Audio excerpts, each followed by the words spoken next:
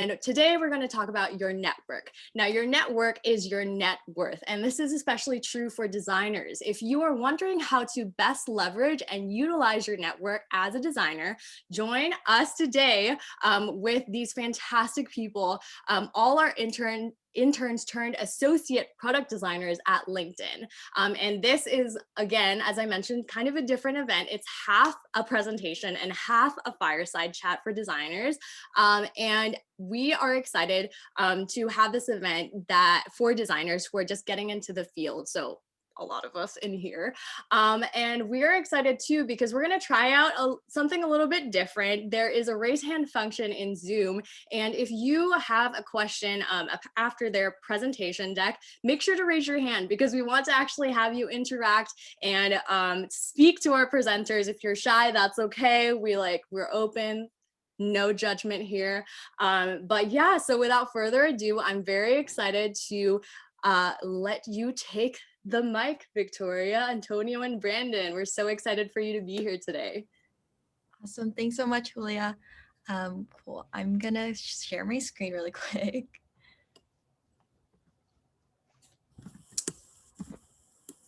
Awesome. Okay. I think that's working right now.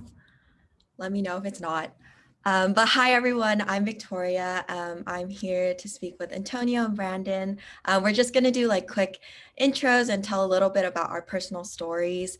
And then we'll do like a quick run through about networking, opportunities, all of those things. And we want to leave a good chunk of time to do a sort of fireside chat, as Julia mentioned. So yeah, it'll be really awesome to get to talk to all of y'all after we go through this deck really quick. Cool. So we'll talk a little bit about how we landed our internships, because we're all from the same intern class. We interned the class of 2019, and then we became full-time hires after that. And we're now associate product designers. So I'll hand it off to Antonio first. Hi, everyone. Really great to see you all. So I think we each have our own way of networking. Like Victoria, Brandon, and I, we all had different ways of networking and arriving to the point where we are at.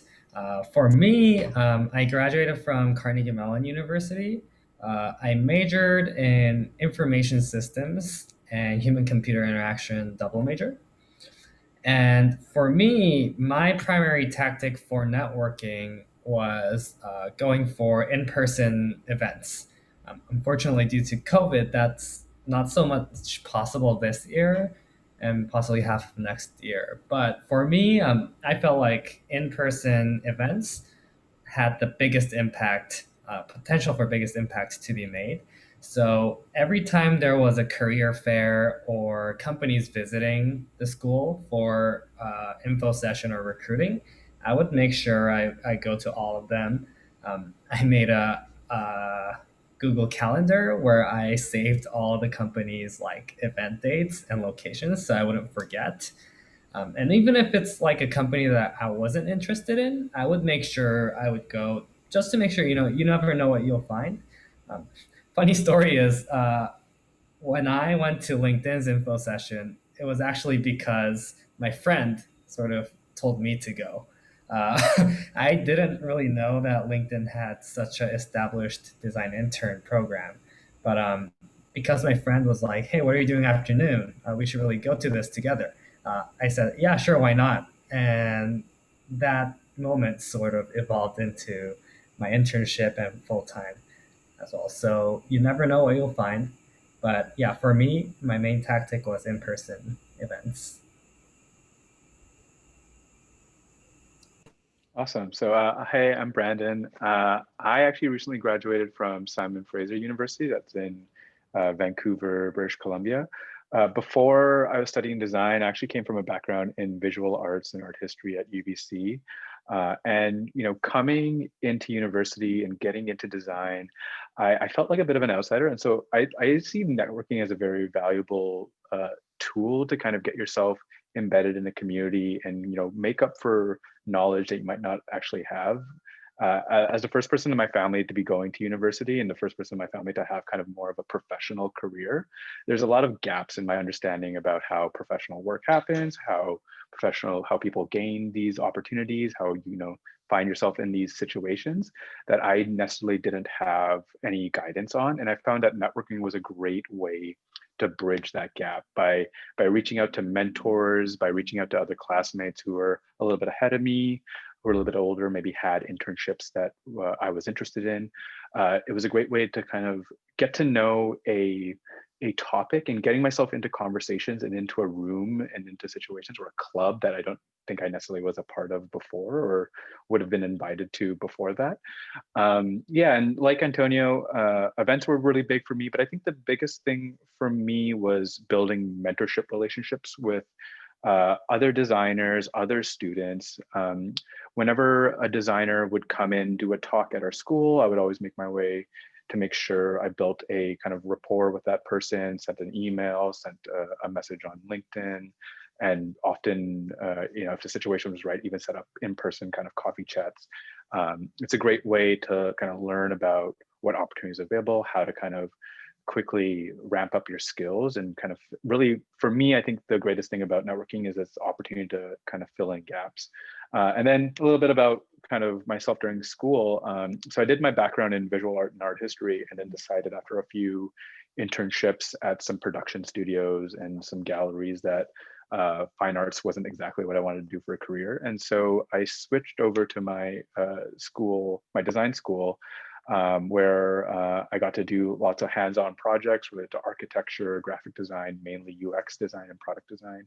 I got to take part in this incredible program where a bunch of designers and I traveled to Europe and did some research. My graduation was canceled because of COVID, so me and my friends graduated on Animal Crossing. There's a photo of me at my friend's graduation though. And then, yeah, I had a great internship where I met Antonia and Victoria, and lucky enough to get a return offer. Yeah, that's just kind of my little background. Cool. So yeah, for me, I graduated Berkeley class of 2020 with a degree in architecture, actually. And so even though I graduated with a degree in architecture, I think it was around like my second year when I was kind of thinking like, okay, I don't know if architecture is really for me. I had done like a few internships, and that was when I really started to get interested in UX design. But yeah, at that point, I basically knew no one in the field, and I had only read like a few articles about what UX design even was. So starting out, it was really, really important for me to build that kind of design community that I didn't have before. So I spent a lot of time on like LinkedIn, just finding people that were alumni or people that had been in like clubs that I had took part in college, or through architecture that had actually switched over. And that was really cool just to see like what they were doing now, like after graduating, and it gave me a really awesome opportunity to connect with all these people. So I was just like slowly like trying to build up all of these relationships. I would usually go into the city like once or twice a week to do like coffee chats, and also virtual chats as well for people that weren't in San Francisco. So having those kinds of conversations were like super helpful for me, and helped me put together like a personal project and my portfolio that I used to like apply to jobs. So I actually got this internship from a recruiter reaching out to me on LinkedIn, but that was only after I like had finished a personal project and like got my portfolio together. And yeah, a lot of that was in part thanks to my network just like helping me along the way, and also like building those connections slowly and like getting to know more people in the field. Yeah, you'll start to realize like how helpful it is to have that sort of perspective, and also like help in terms of like referrals. Those are also really helpful as well. So yeah, I can talk more about that later, but that's basically my story of how I got my internship, and how I used my network to do that. And so as you can see, we all had like somewhat different ways of networking, but there are a lot of like similarities and like tactics that we use to help. So for today, we definitely want to go over networking remotely, since that's like the topic of leveraging your network.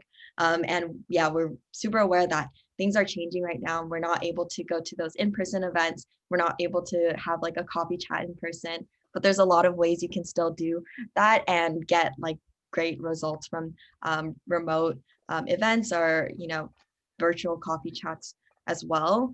So we want to talk about that. We also want to talk about like opportunities that you can look out for and resources that you can leverage just in case you're looking for an internship right now, or you're just looking for a project that you want to start working on and start building your portfolio. And then we do want to leave like a good chunk of time for that Q&A and fireside chat.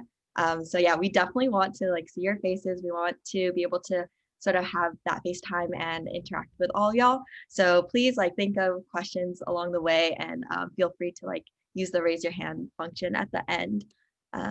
Yeah, so I'll quickly talk about like networking remotely. There's a few key things to keep in mind that networking is definitely strategic. It's not always like a short process. There's usually a lot of, it's a lengthy process.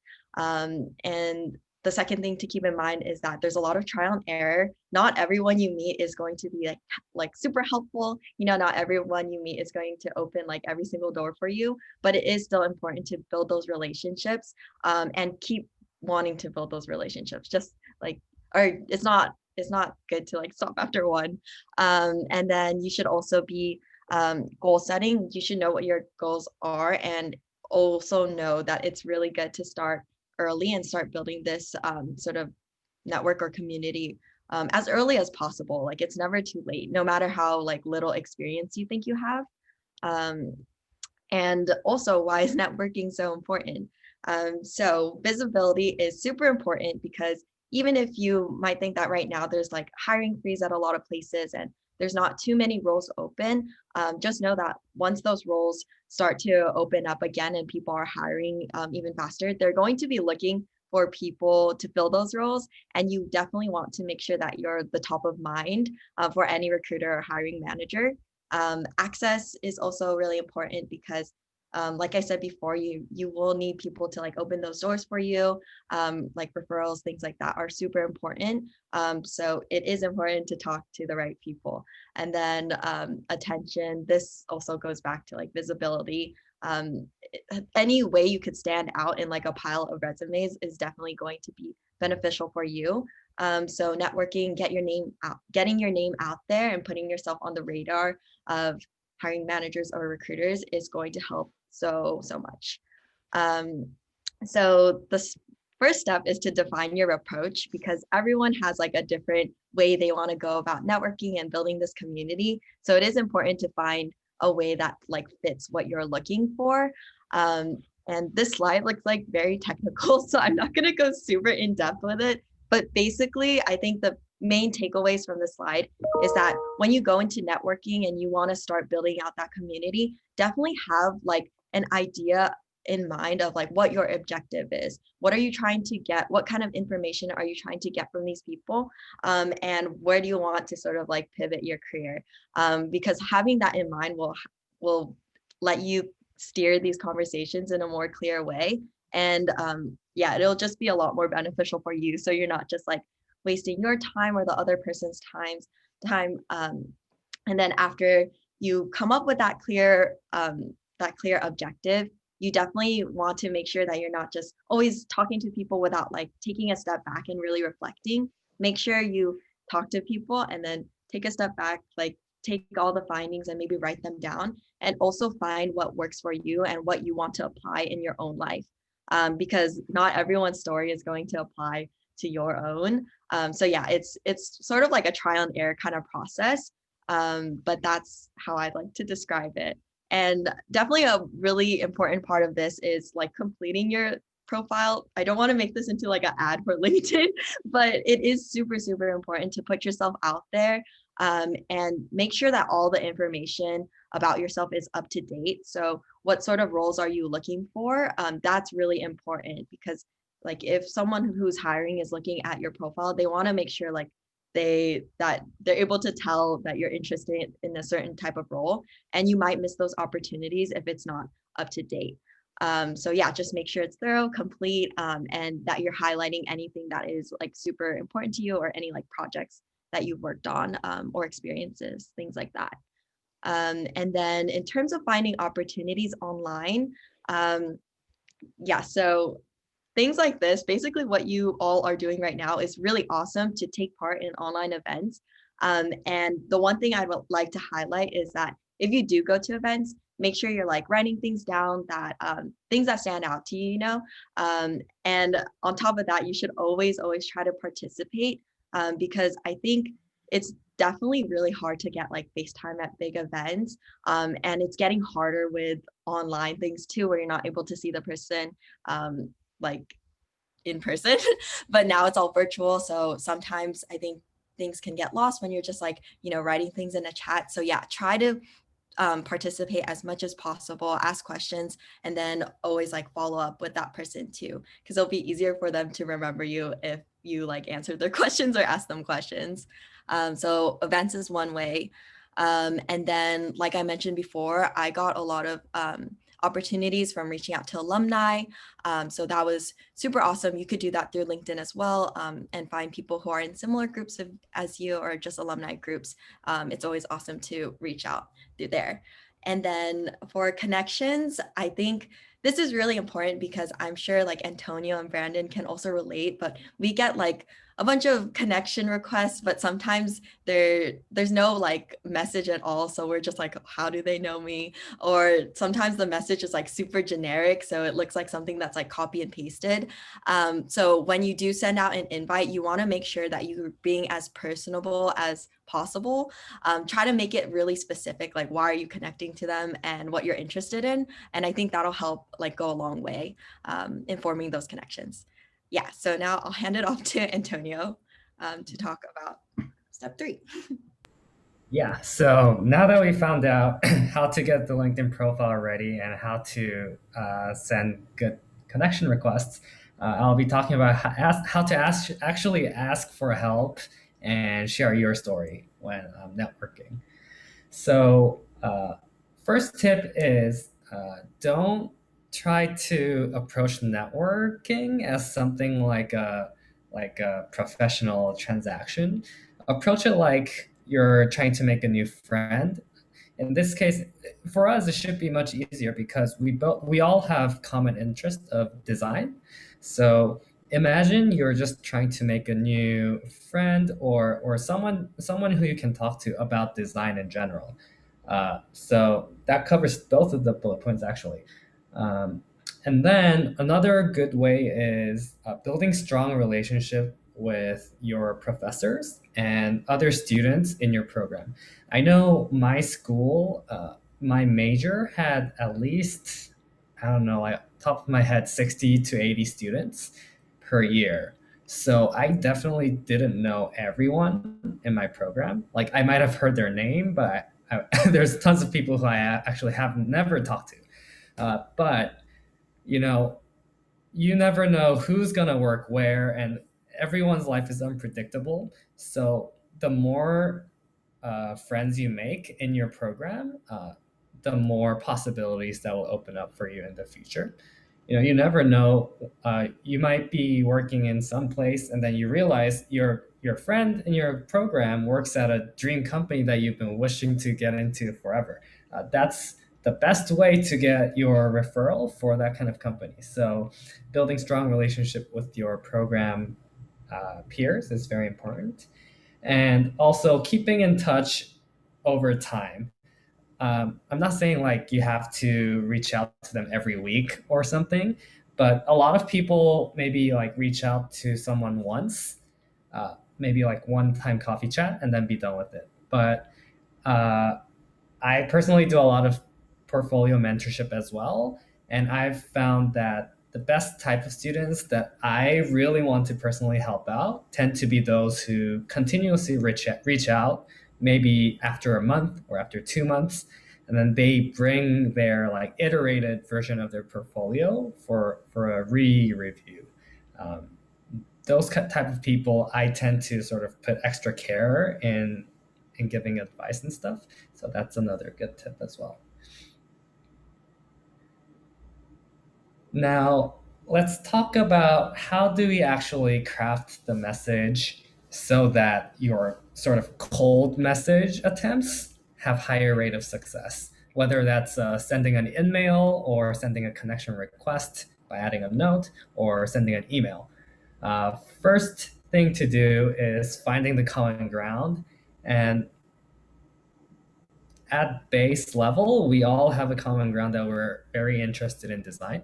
But it's even better if you have other types of common ground, like you've met at an event in the past, maybe SF Design Week or something, or maybe the person you're reaching out to is a longtime alumni of your school, then you have that school common ground. Maybe it can be location, like, oh, I'm also from Korea. How is it working in the design field as a Korean, etc. Second thing is getting to the point by keeping it short and sweet. So the example on the left might seem long, but actually it's short and sweet in that it includes every aspect that makes it a good note. So including what the objective is. So when people reach out to strangers, when strangers reach out to us, we don't really know what the person wants from this relationship. It could be a portfolio review, it could be an ask for a referral, or it could be like asking about the company itself.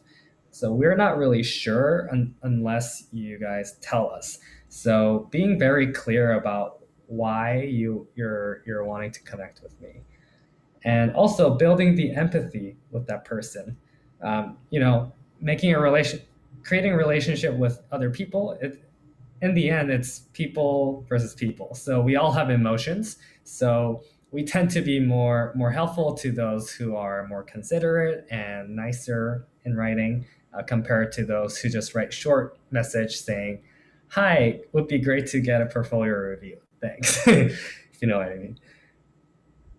Next slide is things to watch out for. So this is particularly important. I have a lot of people reaching out to me and sort of spell my name wrong, or or they have a lot of grammar mistakes.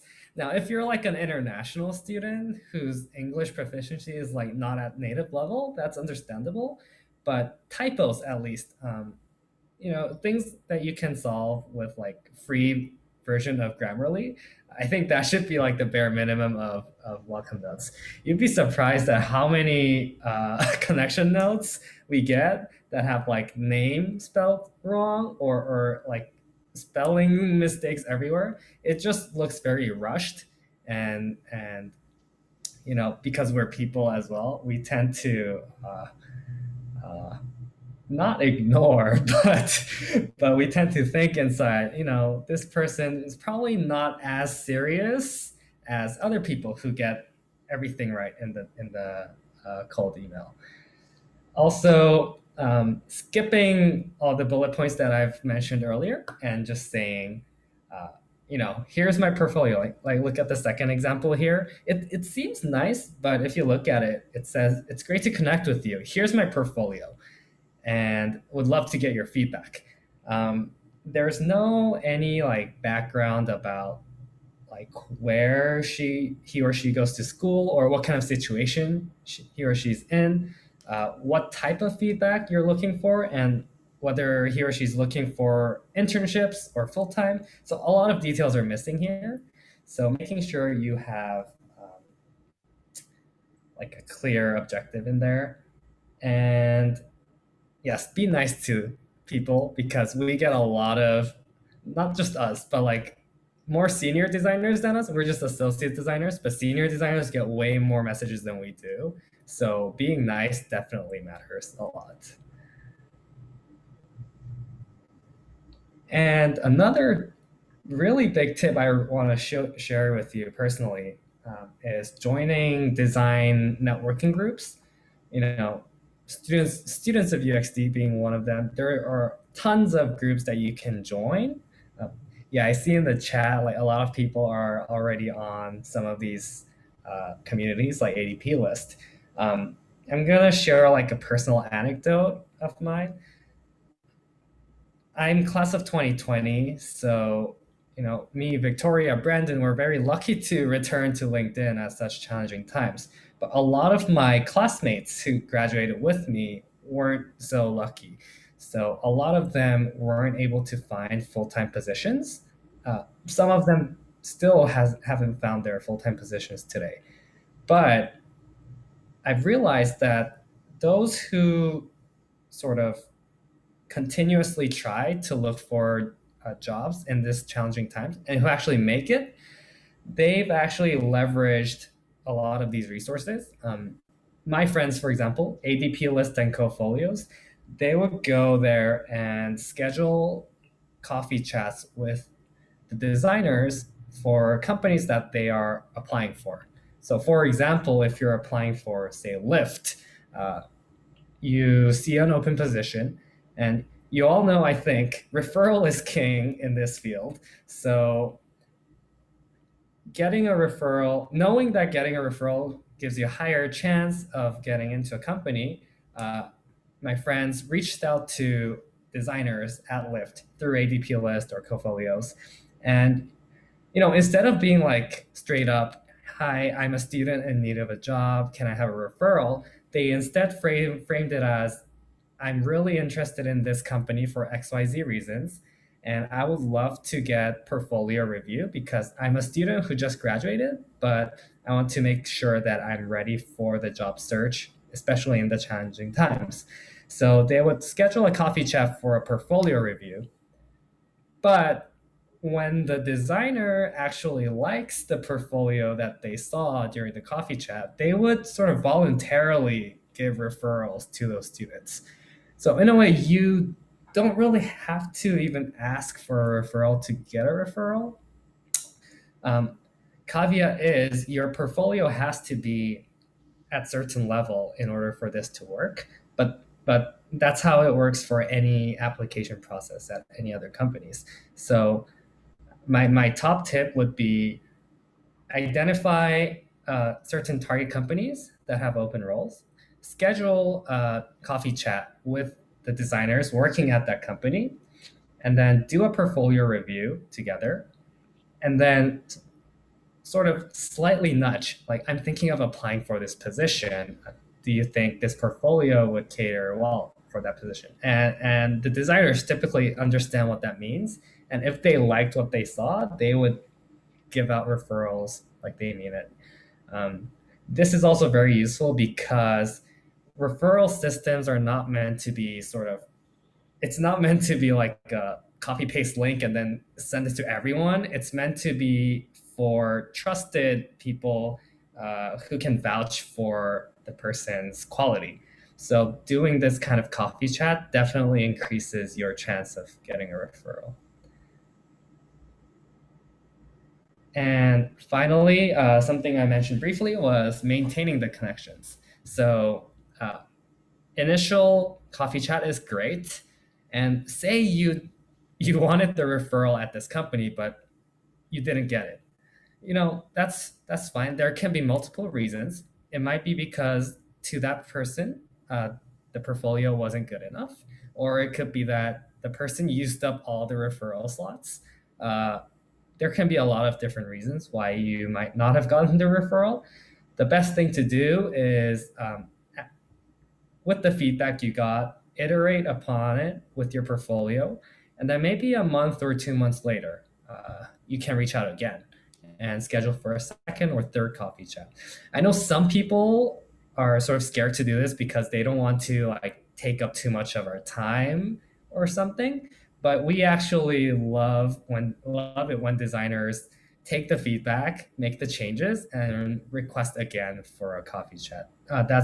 To us, that's like real dedication and passion for design, and we love to see that kind of behavior. Awesome. So I'll be talking a little bit about looking for opportunities.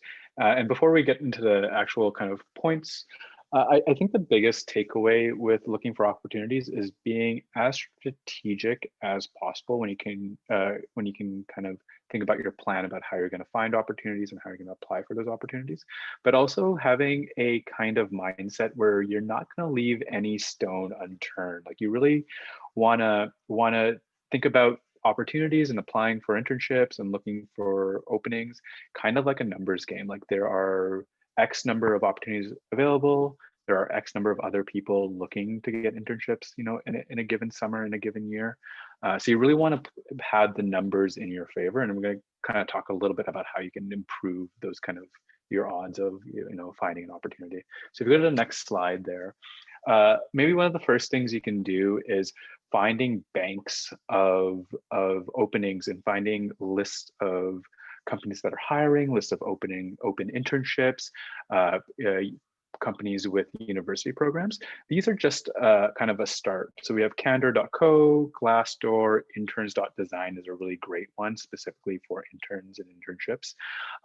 But I'd say this is a start because these are really big, public, popular lists. So you know the companies and the openings on these lists are going to be ones that a lot of people are going to be seeing. So I'd really recommend, you know, use these as a starting point to start generating a list of your own. You know, fill it with local organizations, fill it with companies maybe only you know about, smaller studios, smaller agencies, or product startups and things like that. I'd really say having a list that you can refer to often, check in on often, see have they opened up that internship you've been waiting for, you know, as you're applying, marking them off, and just being very organized about all of the different internship applications you want to fill out and all of the different openings you want to check out. And, you know, following up on that throughout is a really great way to start that process. If you go to the next slide, I think another big thing is setting those signals to let people know that you are looking for an opportunity. So this is not to sell LinkedIn because I'm not really that interested in doing that right now, but there are tools on LinkedIn that can help you with this. You can, you know, use this thing we call open to let recruiters on the platform know that you're open to opportunities. You can specify that you're open to internships or contract work or part-time work, or even full-time work if that's what you're specifically looking for. And I can speak personally to how kind of beneficial this is. So I was very apprehensive about this before I tried it. And not saying this is the case for everyone, but I was lucky enough when I set my LinkedIn network to open to internships or open to opportunities, I was cold called or cold messaged both by a recruiter at Google and a recruiter at LinkedIn. And I would have never expected that actually would have ever amounted to anything. Yet I'm now working at LinkedIn. So I really can't stress, you know, even if you feel like putting yourself out there feels a little awkward, or you feel like you're not ready, I say take that first step, because by letting people know that you're looking and are open to these opportunities, you're starting that conversation, and you're getting your name into those conversations. And there are thousands of recruiters who work at these companies, and their job is to fill applications with people and to fill job openings with applicants. So their job is to acquire as many people as they can. And by identifying yourself as open to an opportunity, you're just, you know, increasing your odds there. And it doesn't have to just be on LinkedIn. You can use your portfolio as a place to say you're actively seeking internships. You can use your social media accounts, anywhere where you can kind of put that messaging out there. You should be taking advantage of those platforms. If you go to the next slide, another great way, similar to the list that you can kind of create to track, you know, what companies are opening up internships, is setting alerts. So you can do this through LinkedIn, of course, as well, where you can search specific roles or specific roles within a specific organization, and then set alerts for when this company has new job openings, when this certain type of role, whether it's UX design intern, product design intern, full-time designer, you can get pretty specific about what kind of alerts you want. And you know, have an email every day with what are literally the newest job openings in your city, in the country you're interested in the cities you might be or willing to travel to, and every day have a handful of new openings that you can apply for. So I think it's a major thing, and you can do this in a couple different ways. You can do this on LinkedIn. You can get kind of you know, I shouldn't be mentioning the competitor, but you can do this on Glassdoor for sure. There are different ways you can do this. You can check out. You can even like set up for some really specific, cool Google alerts as well to really get deep into this and get to know when certain jobs are launching. You can even go to specific company pages, say Facebook, Twitter, Google, whatever. Go to their internship page or go to their careers page and even set alerts there or set kind of reminders for when this page has been changed, and be able to track things that way if you really want to get deep into that. If you go to the next slide there, and the biggest thing is probably asking for referrals or referrals in general. So I think there's a stat that says 85% of jobs are filled through networking, and 30% of all jobs are filled through referrals. Referrals are a major competitive edge when it comes to applying for an internship or applying for a job. It's a great way of getting yourself some cachet before you even enter the room or before you even have an interview. Now you can use LinkedIn as a way to get referrals, of course. When you're applying for a job on LinkedIn, you can look to see if you have any mutual connections that work at that company. Maybe you graduated with someone, maybe you went to school with someone. But I would highly recommend, and it kind of specifies here, that you want to make sure that you have a relationship with the people you're asking for referrals to. You don't want that first communication with someone to be asking for a referral. Referrals are supposed to be a tool that allows someone who works at a company to be like, I know this person, I believe in them, I can vouch for them. You don't want to put someone in a position where you're asking them to vouch for you before they really get to know you. So really think deeply about who you feel comfortable asking for referrals from, and make sure you're building those relationships first before trying to convert them into referrals. And you can use LinkedIn, but you can get referrals kind of anywhere. You can get it through your professors, your classmates, your past coworkers. It doesn't have to be through LinkedIn, and actually it's probably better if it's not through LinkedIn, because the more personal that referral, usually the more effective and the better off you are. And again, I can speak to the benefits of referrals myself. I volunteered at a kind of an extracurricular activity at my design school, and one of the other people that were volunteering was interning at LinkedIn, and was one of the reasons why I was able to get the internship I was able to get. Yeah, even my first internship at SAP before that was a similar process. So yeah, that's kind of everything when it comes to looking for opportunities. So another thing I want to talk about, if you go to the next slide, is additional ways to build experience. So because this year is a little bit interesting in the fact that not as many companies are going to be opening up internships, not as many companies are hiring full-time designers right now. You really want to make sure you're taking advantage of these next couple months in the ways you can. So it's not just about getting jobs. If you go to the next slide, there are other ways to build up your resume, to build up your LinkedIn profiles, and to build up your portfolios. You can volunteer, which is a major one. Find a local non-for-profit or business and dedicate some effort or time. Maybe they need a new web page. Maybe they need some new visual design. See how you can use your abilities and maybe the luxury of time that we have right now to good, and to still kind of progress your career, even if it's not through professional experience. Hackathons are great ways to build a network, to build portfolio pieces, and to also get connected with companies, because these hackathons are often sponsored by major companies that are actively looking to hire. You get to work with a plethora of people to build really cool projects that you can add into your portfolio. And then, you can also work on yourself. You can work on your own identity. You can work on your own website, things like that, and try to build your own products to, kickstart your design career that way. Yeah, so specifically a couple of different ways to think about volunteering. So think about ways you can volunteer and maybe take advantage of the current climate, and specifically work around projects related to COVID-19. There's Tech for America, which is really great for small businesses, and AIGA, which is the American Institute of Graphic, or American, I don't know what AIGA stands for at this moment, but I think it's something similar to that, where they have all the chapters, local chapters, where you can find sponsorship programs, and often they have contests and ways to even make a little bit of money off the work you're doing there. Creating another personal story. So again, this is just getting your name out there. Talk about your experience. with as an early career starter. You can talk about the fact that COVID's a really rough time to be starting or kicking off a career. You can talk about the volunteer work you're doing, how you're really using this time to grow and expand yourself, and not letting the situation be the end all be all of your career. And yeah, so a couple key takeaways. Definitely want to network as much as possible. Like Victoria and Antonio mentioned, you want to network, but you don't want it to be transactional. You want to make sure it is as natural and as deeply kind of personal as you can make it.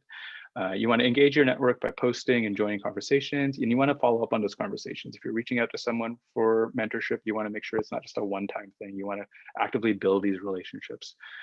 Be very proactive about your job hunt. Again, like I mentioned, it's a real numbers game at the end of the day, and you want to maximize the amount of applications you're applying for than the amount of jobs you're looking at.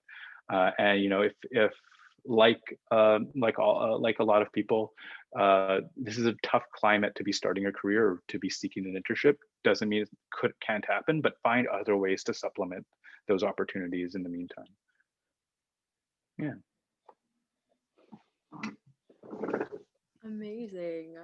You guys, a round of applause. That was awesome. I really appreciated all of your personal anecdotes and I feel like I'm talking to actual people that are going that have gone through or are going through what the job search or you guys are experiencing the job search, and I appreciate how we're not that far apart when it comes to either graduating or I saw some people on the chat saying when Victoria was speaking, they're also transitioning from architecture, and there's we're not alone. And I think that another key takeaway that I also got from this is that a lot of us are in the same boat, and it's really good to feel the comfort of community around here. So I really appreciate everybody that has been sharing their own stories on the chat, but also Victoria, Antonio, and Brandon, all of your stories. I think that I learned so many great tokens and tidbits for connecting and having fruitful connections.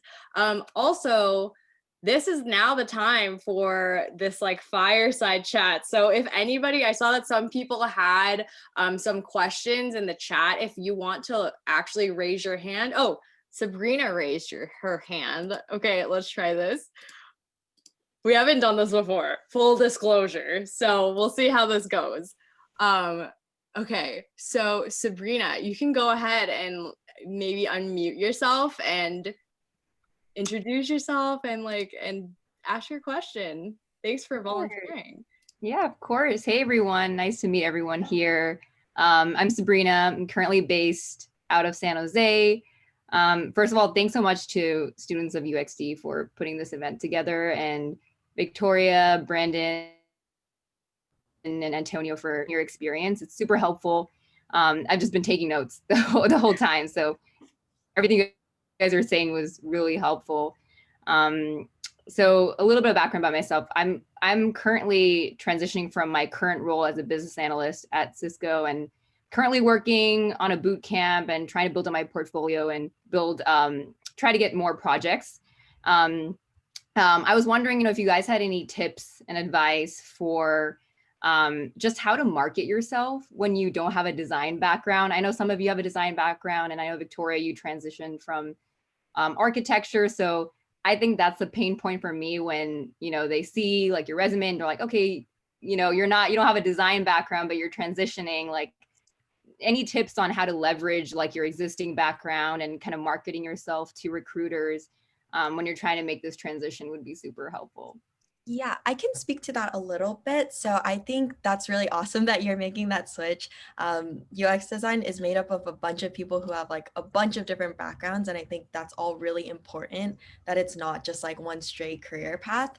So I think when you are crafting that story, it depends on what your reason is for getting into design, right? So everyone has their own unique sort of reasoning of why design is something that they want to pursue and why it is their passion now and something that they really want to pour their energy into. And so I think you can find that first and sort of it like put that into your story. And then it's also nice to talk about sort of skills that you've learned as like a data analyst that may not be like visual design, right? But there's also things in terms of like I'm also like not sure exactly if this will make any sense, but I think the skills that you learn as a data analyst, if it's like presentation skills, things like that, putting together data or understanding data, and what do you do with that, then that's things that you would still have to do as a UX designer, because at the end of the day, it's still like strategy, it's still design strategy. So if you're able to pivot it in that way,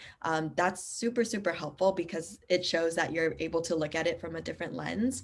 And then I think the one thing that would be even more helpful with that story is to pair it with some sort of like, I like to call it like a transitional project, which is like something that I did where I took like an architecture project that I did, and I sort of try to spin the narrative in a way that made more sense for like a UX designer, or like a recruiter that is looking to fill a UX design role. So yeah, taking a project like that and then maybe adding like the design layer on top of something you've already done, or even like a some volunteer project that you're taking part of, is a great way to combine those skills. And yeah, that serves as like that one like step in the right direction that you can show to anyone who's wondering like, oh, how do you make that switch, right? That's super helpful. I think the point about the transitional project, I think, is like really key because I feel like not a lot of people could do that, right? I feel like that really differentiates you from someone else. So thank you so much for that. I really appreciate it. Of course. Thanks for asking. Awesome. Okay, so I think Ria is next, with their hand raised. Ria, can you go ahead and unmute yourself and ask your question? Yeah, hi. Thank you guys for having this event. My question was just kind of more about like how do you ask for a referral, especially if it's someone that you've never met, because in the last few months and stuff, I've been making connections with people, but obviously I haven't gotten to meet them in person. And so, so like if it's someone that you haven't met, how do you go about like building up, like just to that conversation where you ask for a referral, I guess?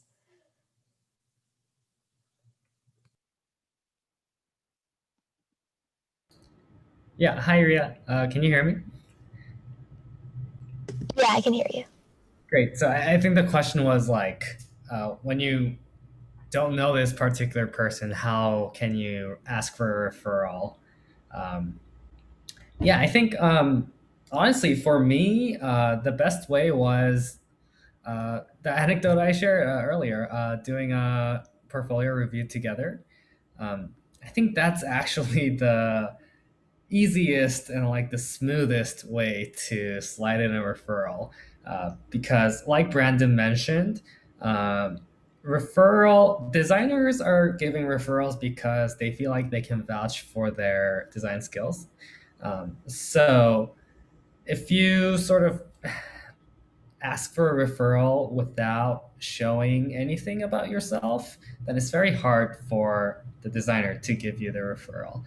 But what does make it easier is even if it's a stranger, a 30-minute call is enough to let the designer know like what type of designer you are, how good your design projects are, and what you're looking for in your career.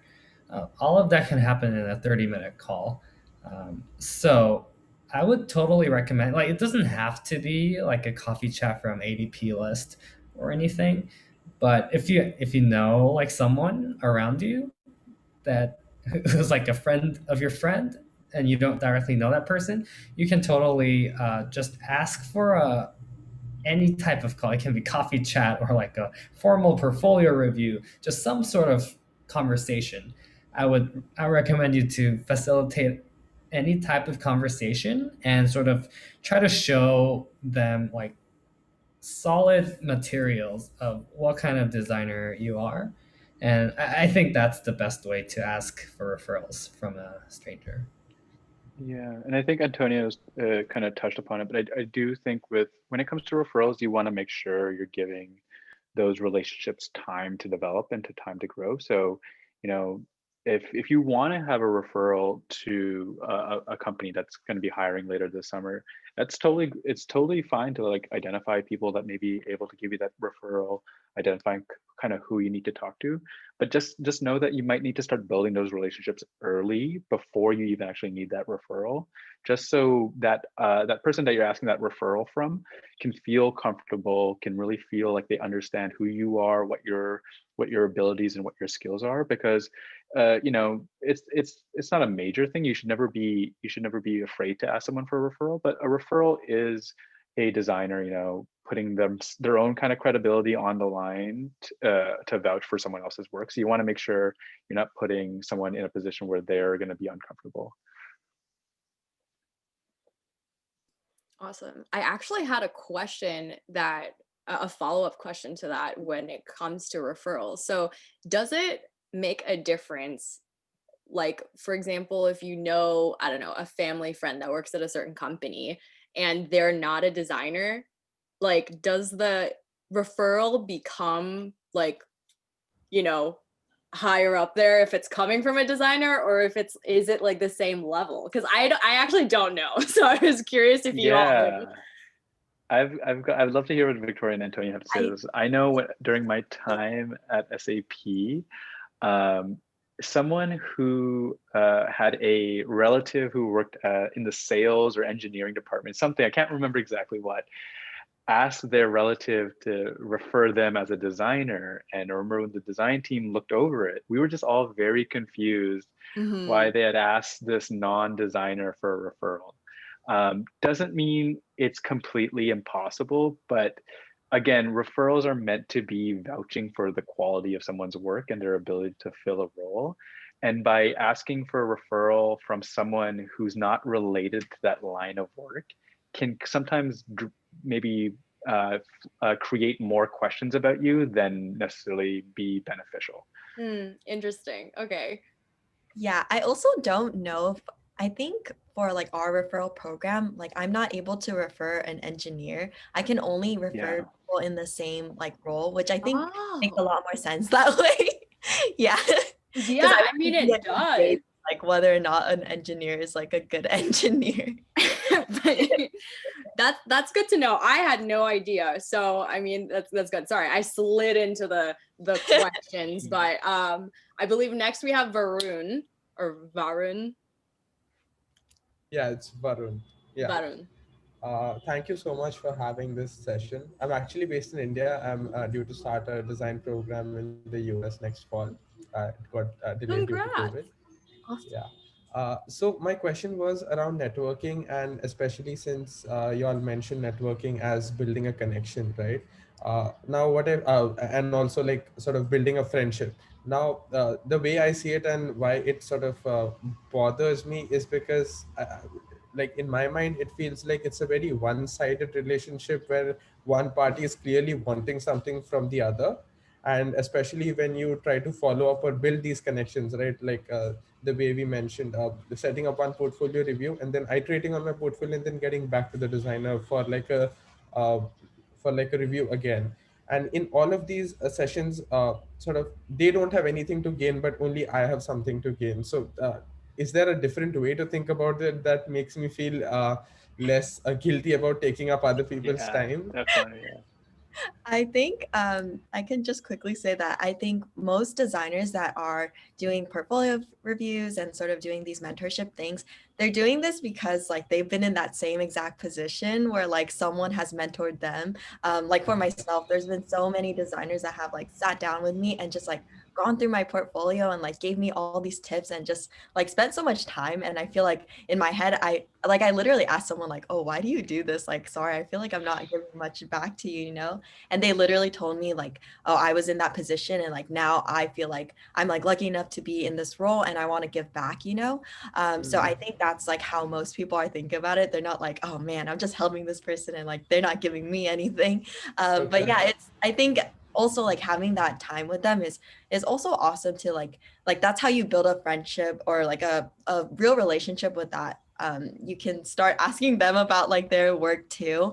And really like what their goals are. Like I've learned a lot about just like career switching, and then like progressing through the field by like asking the other, like my mentors, you know, like what are their goals now? Like what are they looking to do next? And that's how you form like a real connection, where it's not just like always asking them like, okay, so what do I do for this? Or like, what do I do next? Like, what can I change?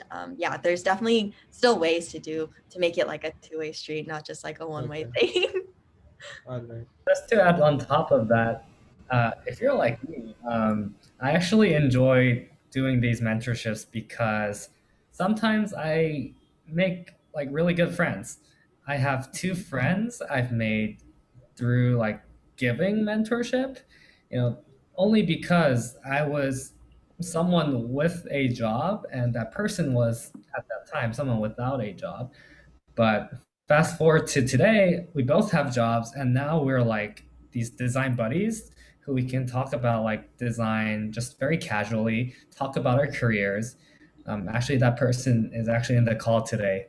So hi, you know who I'm talking about. But yeah, we also have something to gain from giving mentorships, and also just like if someone gets hired from a referral, depending on the company, we also get compensated financially. Okay.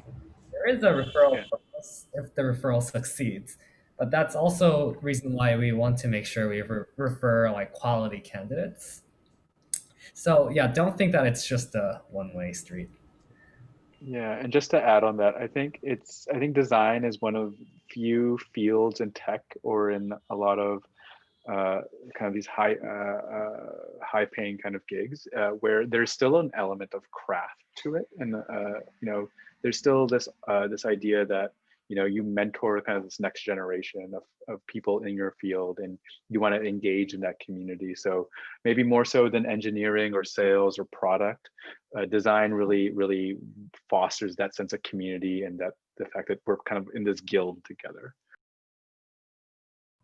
Thank you so much, guys. This is really helpful. I just saw in the chat, someone was like, this is so wholesome. I agree. I love it. And George, I believe you are next. I love your background, by the way. Thank you. This is like a little follow-up to Sabrina's question, actually.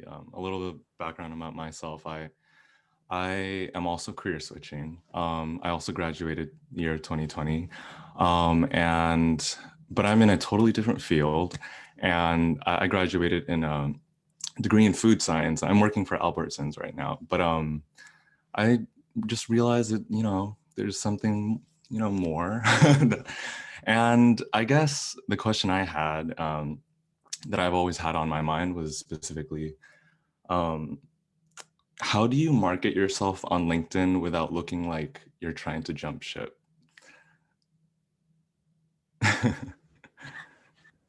Sometimes it's okay to jump ship if you have a good enough reason. I think just being like really genuine and honest, right? Like if or maybe I won't put you on the spot and like have you tell everyone your story right now, but yeah, if you do have like an honest story of, you know, why you want to be doing something that's not what you majored in, or like not what you're doing currently, like just tell that story as like raw and honest as possible, and then you back it up with like what you're doing to like try and make that switch, right? So it's not just like words, but like you're backing it up with like the actions of like what you're trying to do and like reaching out to people. Because yeah, I feel like you're in like this awesome spot where like I kind of relate to this because it felt so like awesome to be at that moment where you're like, I don't really know anything, but like also I have so much to learn. And so it's so fun to like literally go out and like ask people about their experiences and how they got to where they are. Because there's just like so much about like UX design that I had no idea about, and like I still have no idea about. But yeah, definitely at that moment where I was like, I literally want to jump ship from like architecture because I hate architecture right now. And I was like very honest about that when I told people that story. And yeah, I think it was just, it made it a little bit easier to get my story out without being like too fake about it or being like, oh, you know, it just wasn't the right thing for me. But then also being honest about why I want to switch and move into that career path or whatever. So yeah, don't be like scared to like put your honest self on LinkedIn. I think people really appreciate that. Yeah, and look forward to like all these things that you have to learn about UX design. I don't know if that like answered your question at all, but yeah. Thank you.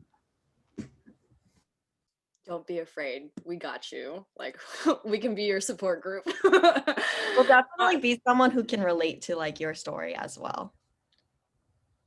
Awesome. Okay, so next we have Sahar. Hi. Hello. Can you hear me? Yep. Okay, I'm just gonna start my video too. Hi, sorry. I look like a mess. Yeah, I just wanted to just introduce myself. I'm actually not a UX design graduate, but like interactive. I'm in Vancouver based, Canada. I just graduated. I'm a 2020 class student, which was very like impacted with COVID, and the job market is just kind of without the experience in UX design job market, it's really hard to get the interviews. All the applications are just getting rejected, because the thing is, I graduated from interactive arts and technology with design concentration, but I have extensive retail experience. So it's really hard for me to convince recruiters or other people to say like, oh, the school projects also can, like, we learned stuff in, but because the retail experience is just really hard to get the interview. So I'm just trying to get some, even for the internship, I couldn't really get any applications, interviews in internships. I got a couple of volunteer positions. I mean, not the positions, sorry, interviews, but in the interviews, I feel like I didn't answer the questions the way they wanted to hear. Like, I really need some tips in the interview for especially volunteer position. If you guys have any tips on that, I really appreciate it. Yeah, so it sounds like there's a kind of like two parts to your question. I think the first I can relate to definitely. Like, I come from, before I had my internships, all my experience was kind of just like, you know, retail and fast food and just like those kind of jobs you have in high school kind of thing, just part-time. I think the big kind of tough part with that is, though it's great to have that experience, that you definitely learn a ton about, you know, work ethic, and you learn a lot about like time management and those kind of things. You do still have to think of yourself as kind of someone with little or no experience. You, like, I think it's kind of just like this little bit of humility you have to have. Like, you might have been working for 3 or 4 years, and I think this is true for any career switcher, is, but you kind of have to accept the fact that you're deciding to change lanes, and you're going to start from the bottom of that ladder or pretty close to the bottom of the ladder. Doesn't mean you can't work your way up eventually, but just know that that transition might be just a little bit painful, and the fact that you're going to have to maybe take a step down a little bit. So I think when it comes to that retail experience, you know, you can go about it a couple different ways. I don't think there's anything wrong with including that on your resume or on your portfolio if you feel like it really strongly adds to your story and your kind of picture, like your whole kind of idea as a designer. But you might even want to consider maybe removing that from the resumes that you apply to for design specific jobs, because maybe you just want to focus the conversation on the fact that you went to design school, that you did these design projects, and you want to can take any objections off the table, which would maybe think that this person only has retail experience, because as a career starter, they're going to know that you have little experience and that you're looking for your first kind of shot. And if you think that the fact that you're listing your retail experience is going to hurt more than help, then you can for sure make a version of your resume that's just focused on design. It doesn't include that information. Now, I think it's different depending on what sector you're switching over from. Different sectors definitely have a lot more relevancy, and you definitely want to hold on to that experience. But I think something with like retail or something kind of part-time that you're doing throughout school, you can kind of take it or leave it as far as whether or not you need to include it. And then on the second part with, you know, answering questions during those interviews, that's really difficult. It's really tough to kind of start start building those skills. I think the biggest thing to do is, first of all, you can reach out to those people that you did those interviews with. If those interviews didn't go well, feel free to send them a message a week or two later, or even a little bit later down the road, not too long, so they still remember you and remember that interview. But ask them for feedback. To let them know that, hey, I understand I didn't get this job. I understand I wasn't ready. I'm just trying to grow myself. It's not about being defensive or being kind of like, why didn't you pick me? But it's more like, hey, I understand that I wasn't ready right now, but I want to continue to grow, and understand like maybe what were the answers they were looking for, or what maybe didn't work so well in that interview. Not only does that give you kind of things to build off of and a place to start, but it will also kind of mark you as someone who's like committed to growth, and maybe future down the road you can reapply to those jobs, or find yourself in an interview with that person again, and they're going to know that you're legit and you're actually like committed to growing and getting better at what you do.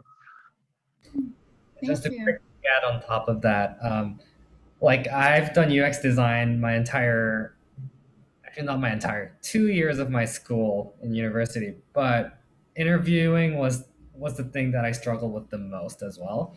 And something that really helped me was getting like a question list of historic interview questions that I've personally experienced that were difficult for me, but also doing some search on the internet for common UX design interview questions, and writing not the entire answer, but maybe like what kind of examples can I give in that interview for this question. So I had like an Excel spreadsheet of questions on the left side, and then some examples I can use for each of the questions. I just dropped a link in the chat for you and other participants as well. It has quite a robust list of most common questions you'll experience and how to go about answering them. But general rule of thumb is the more examples you can back up with, the better it becomes, because giving examples from your personal projects or experiences is the best way to like prove that you actually mean what you're saying in the interview. All right, thank you so much. Thank you. Yeah, and sorry, I just want to add on something really quick, because Antonio's got a great point about ways you can prep for that. I personally have always gone into my interviews with a notebook. I think as designers, we're kind of, it's okay for us to kind of carry our moleskins or our sketchbooks with us. I've always gone into my interviews with notebooks with like, if there's like a question I know this person's going to ask me, or a question that seems really tough, I'll like just jot that down in my notebook, put stems of answers in. And I think it's okay to have those kind of aids with you during an interview, because I think most people actually don't care too much about whether or not you're flipping through a notebook or something like that. I should have done that. That's awesome. Thank you so much for sharing.